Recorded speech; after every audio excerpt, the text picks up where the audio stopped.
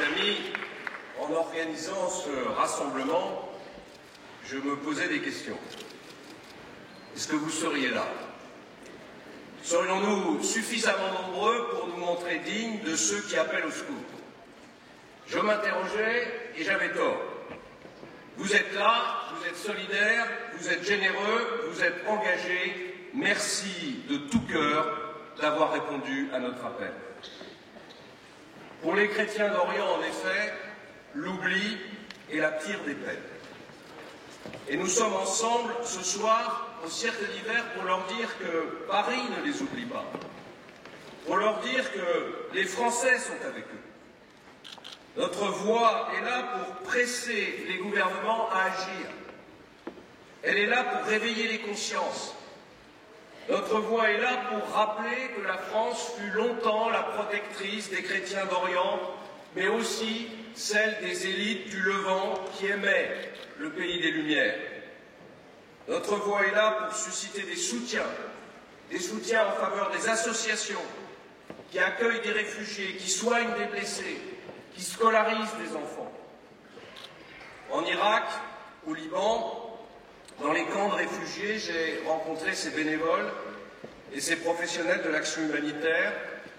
J'ai vu ces prêtres et ces sœurs qui travaillent dans des conditions extrêmes. Ils sont formidables. Ils sont formidables de courage, de dévouement. Aussi, je voudrais ce soir qu'ils montent du Cercle d'hiver un hommage si puissant qu'ils puissent être entendus partout où ils œuvrent pour le bien et pour la paix.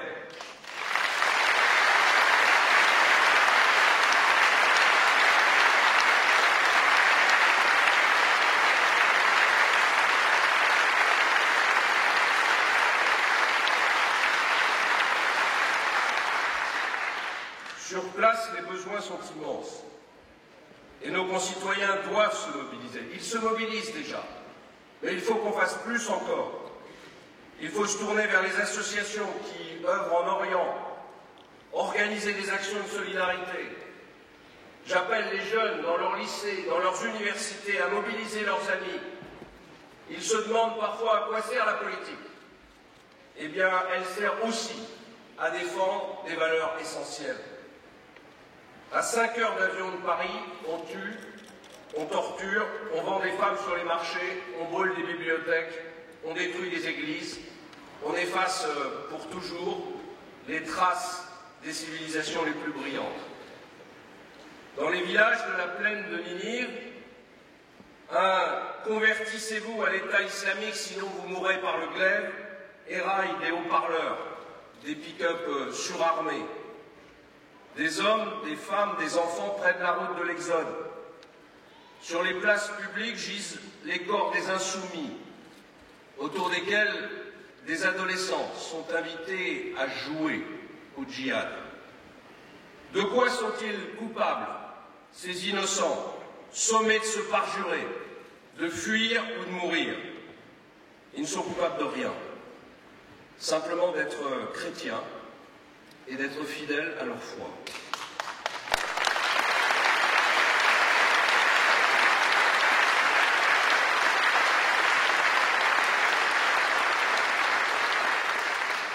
Faudrait-il devoir rappeler que derrière le commerçant, le professeur d'école, le paysan chrétien ne se trouve pas le vassal d'un croisé en armes, mais des êtres qui chérissent leur simple existence. Depuis plusieurs années déjà, les chrétiens d'Orient sont les otages d'une région minée par des guerres dont nous fûmes parfois les complices orgueilleux et naïfs. Une région contaminée par des prêches toujours plus sectaires. Humiliation, intimidation, obligation de se plier à la loi du plus fort, de choisir son camp. Les racines du drame ne datent pas d'aujourd'hui. Mais avec l'État islamique, nous avons changé de monde. On ne partage plus, on brise. On ne négocie pas, on tue.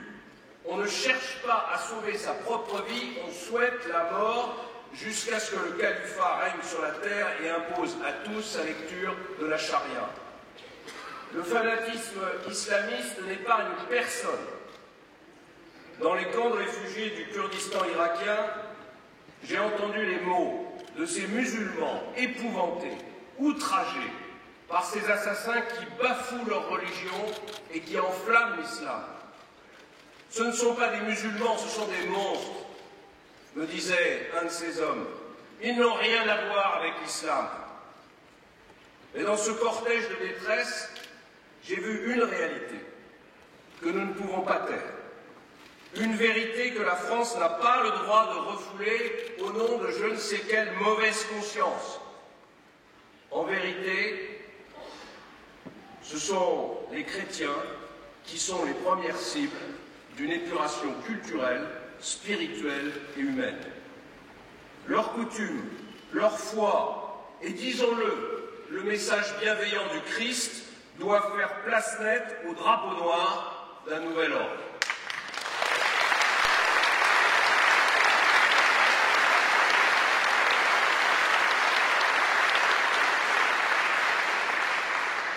Les derniers vestiges d'une civilisation dans la civilisation arabo-musulmane sont en passe de disparaître. Et avec eux, ce sont tous les espoirs de la cohabitation et du dialogue interreligieux qui s'effondrent. La minorité chrétienne résiste, elle se bat et son combat transcende sa propre cause. Parce que ce qui est en jeu, c'est le combat de la pluralité, c'est le combat de la tolérance, c'est le combat pour la liberté de tous contre l'oppression. Souvenons-nous du pasteur Martin Niemöller et de son terrible poème écrit en 1942. Je me suis permis de l'actualiser. Lorsque les fanatiques ont chassé les chrétiens, je n'ai rien dit. Je n'étais pas chrétien. Lorsqu'ils ont enfermé les yazidis, les imams les plus sages, je n'ai rien dit. Je n'étais ni yazidi, ni théologien. Lorsqu'ils ont masqué le visage des femmes, je n'ai rien dit. J'étais un homme. Lorsqu'ils ont créé leur califat, je n'ai rien dit. J'étais de l'Occident.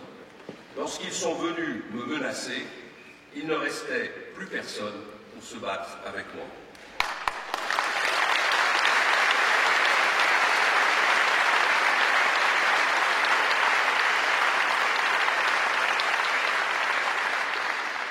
Oui, si par faiblesse, si par indifférence, personne ne se dressait pour les chrétiens d'Irak, de Syrie, de Libye, du Nigeria, d'Érythrée et d'ailleurs, alors la liste des victimes s'allongera parce que telle est la logique du totalitarisme. Et plus cette logique intégriste et purificatrice avancera, plus notre monde se fermera. Sunnites, chiites, juifs, chrétiens, chacun se recroquevillera sur sa communauté, sur son territoire, sur ses dogmes. Et de l'autre côté de la Méditerranée, l'Europe se repliera sur elle-même et s'abîmera dans la peur et les affrontements identitaires. Il en sera alors fini de ces passerelles qui nous lient, de ces cultures qui s'entrecroisent et qui nous rassemblent. Le temps des tribus sera revenu. Quelle que soit sa religion, croyant ou athée, personne ne doit donc se taire et baisser les bras. L'issue du drame ne peut pas être et ne doit pas être le départ de tous les chrétiens de Syrie ou d'Irak.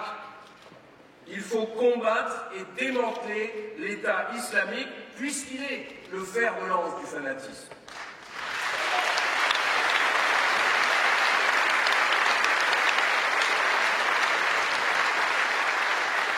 Il faut gagner cette guerre en s'en donnant vraiment les moyens. La France fait son devoir. Et nos soldats ne méritent que des éloges. Mais la lutte contre l'État islamique au Levant et en Irak ne peut pas réussir telle qu'elle est engagée parce qu'elle ne rassemble pas toute la communauté internationale et parce qu'elle n'engage finalement que les forces aériennes de l'OTAN en soutien aux Kurdes et à la modeste armée irakienne et aux trop rares résistants syriens qui partagent nos valeurs. Cette stratégie n'est pas inutile, mais elle nous entraîne dans une très longue guerre dont les chrétiens d'Orient risquent de ne jamais voir la fin. Il faut changer de stratégie. Il faut enrôler le monde contre une barbarie qui le menace. Tous les États du Proche-Orient, l'Europe et les États-Unis, mais aussi la Russie et l'Iran doivent conjuguer leurs efforts pour éradiquer l'État islamique et son sinistre patrimoine.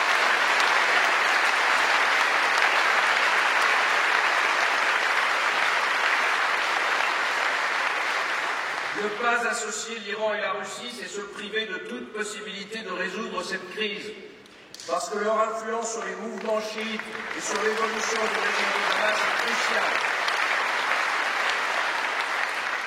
En choisissant de privilégier le dialogue avec les seuls États sunnistes, la France s'affaiblit. Il est temps qu'elle équilibre sa diplomatie et qu'elle amène sunnites et chiites à se parler et à agir ensemble pour détruire l'État islamique en déployant des forces armées sur le terrain.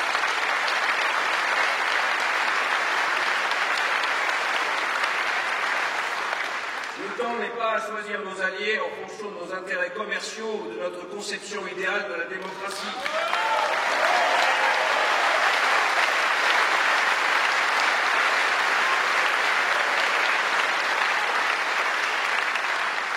Le temps est à la mobilisation générale contre un danger mortel pour toutes les civilisations.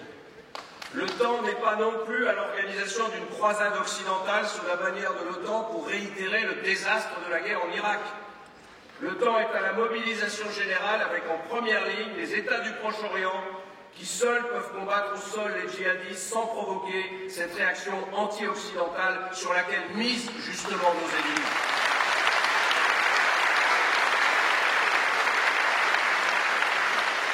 Ce sont ces États de la région qui sont les premiers concernés par cette crise, par ces crimes, par cet affront lancé à la haute spiritualité de l'islam. C'est à eux de s'engager. Certains le font, mais la plupart sont sur leur garde et maintiennent plusieurs fers au feu. Or, la maison brûle. Il faut arrêter de jouer les uns contre les autres. Il faut dissoudre ces fonds occultes qui financent les organisations fondamentalistes.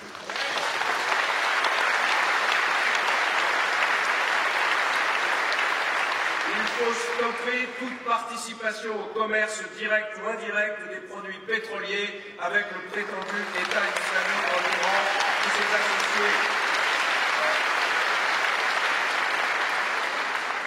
La rivalité entre l'Arabie saoudite et l'Iran, dont le Yémen est aujourd'hui la proie, est meurtrière pour tous. Au-delà de la question nucléaire iranienne, qui n'est pas encore résolue, l'éventuel rétablissement des relations avec Téhéran doit déboucher aussi sur un dialogue avec Riyad. Tant que ces deux puissances se défieront, l'Orient est voué à demeurer la poudrière du monde. Peut-on totalement éteindre cette poudrière sans faire avancer la paix entre Israël et la Palestine? Non. Les États-Unis et l'Europe doivent réenclencher et imposer le dialogue. À moyen terme, Israël n'a rien à gagner à un environnement empoisonné par un djihadisme antisémite capable d'aggraver la situation sécuritaire des Israéliens et en même temps de déstabiliser le Liban et la Jordanie.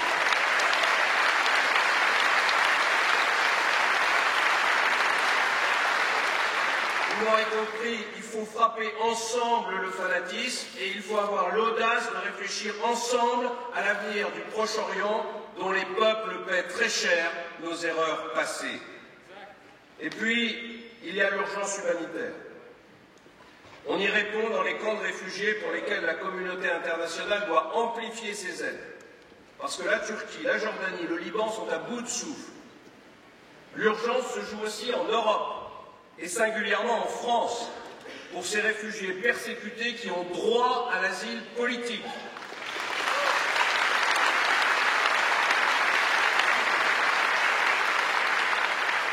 Au premier rang d'entre eux, les chrétiens d'Orient peuvent, à juste titre, réclamer notre protection.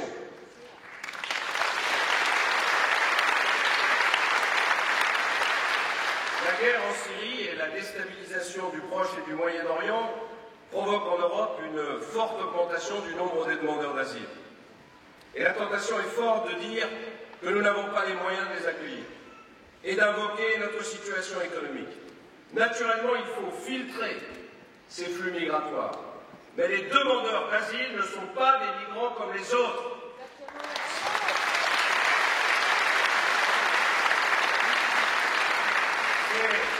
C'est la Convention de Genève qui régit leur situation.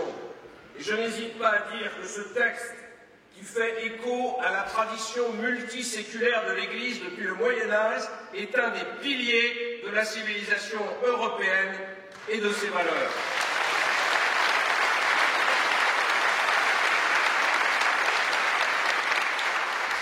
Notre devoir est d'en respecter l'esprit et la lettre. Ne pas le faire ne serait pas seulement une violation de nos engagements internationaux, ce serait d'abord une faute morale. L'effort qui est demandé à l'Europe est modeste par rapport à celui que consentent les pays limitrophes, au premier rang desquels le Liban, la Turquie ou la Jordanie, qui accueillent plusieurs millions de réfugiés. Depuis le tragique naufrage qui fit plus de 800 victimes en Méditerranée, l'Europe se cherche. Plus les semaines passent, plus les querelles entre États membres ont quelque chose d'indécent face au drame que vivent chaque jour les chrétiens d'Orient.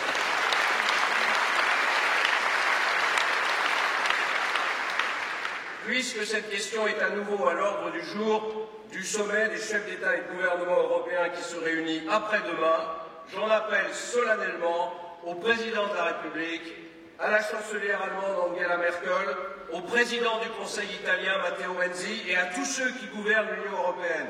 Je leur dis, prenez vos responsabilités, expliquez la situation à vos opinions publiques et ne vous perdez pas en arguties juridiques.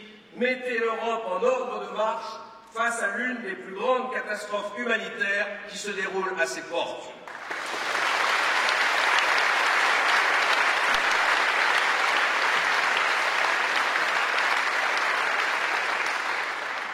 Ici, dans cette salle, beaucoup ont de la famille et des compagnons qui souffrent de la guerre.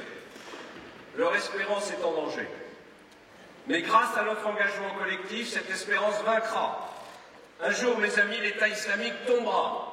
Al-Qaïda tombera. Boko Haram tombera. Et ils tomberont parce que nous aurons été plus forts que ces organisations. Ils tomberont parce que nos idéaux sont plus beaux que les leurs.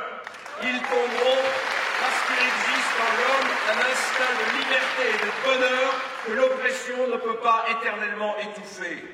Oui, ce jour-là viendra, mais faisons en sorte que les chrétiens d'Orient voient ce jour et qu'ils puissent le vivre chez eux.